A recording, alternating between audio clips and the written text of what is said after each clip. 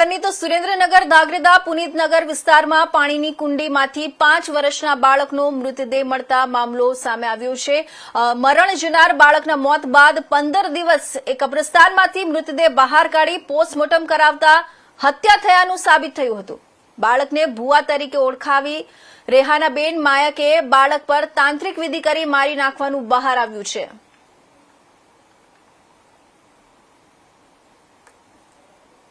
April रोज पुनितनगर विस्तार में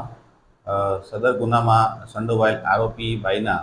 રહેણાંક મકાનના ફળિયામાં આવેલ પાણીના ટાંકામાંથી ફરિયાદીના નાના બાળકની લાશ મળી આવેલ હતી। ત્યારબાદ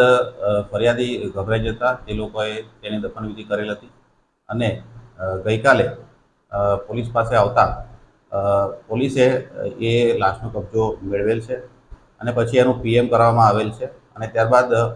ધોરણસરની ફરિયાદ દાખલ કરવામાં આવે છે, જેમાં બીએનએસ કલમ 103(1) અને બ્લેક મેજિક એક્ટ કલમ 3(3) મુજબ ગુનો દાખલ કરવામાં આવેલ છે અને જે આરોપી બાઈ છે તેની ધોરણસર અટકાયત કરવામાં આવેલી છે અને હાલની તપાસ તજવીજ ચાલુ છે, જેમાં રજૂ કરીને રિમાન્ડ મેળવવા ઉપર તપાસ ચાલુ છે।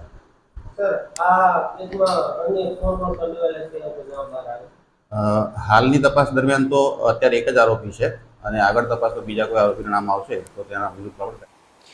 તો વાત કરીએ જંબુસર